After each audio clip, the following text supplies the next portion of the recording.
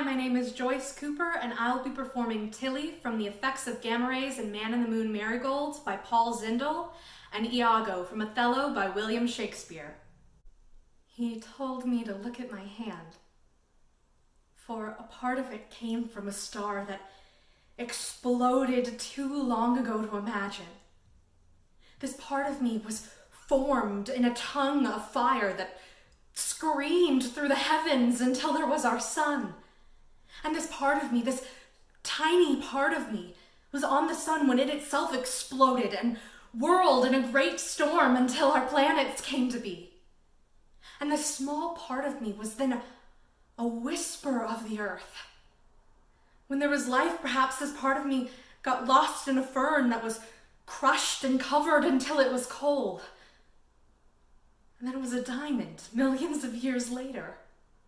Or perhaps this part of me got lost in a terrible beast, or became a part of a huge bird that flew above primeval swamps. And he said this part of me, this thing was so small you couldn't even see it. But it was there, from the beginning of the world. And he called this bit of me an atom. And when he wrote the word, I fell in love with it. Atom. Atom. What a beautiful word. And what's he then that says I play the villain? When this advice is free I give, and honest, probable to thinking, and indeed the course to win the more again. For 'tis most easy the inclining Desdemona to subdue in any honest suit. She's framed as fruitful as the free elements.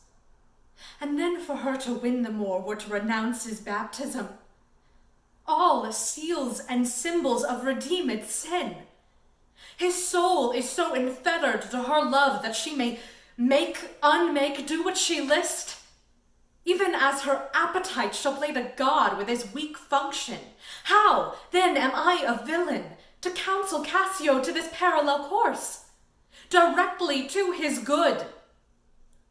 Divinity of hell! When the devil's will the blackest sins put on, they do at first with heavenly shows, as I do now.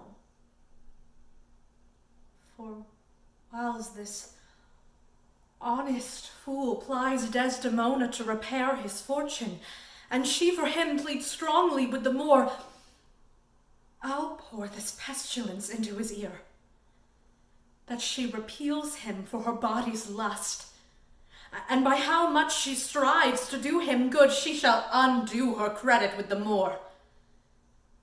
So will I turn her virtue into pitch, and out of her own goodness make the net that shall enmesh them all.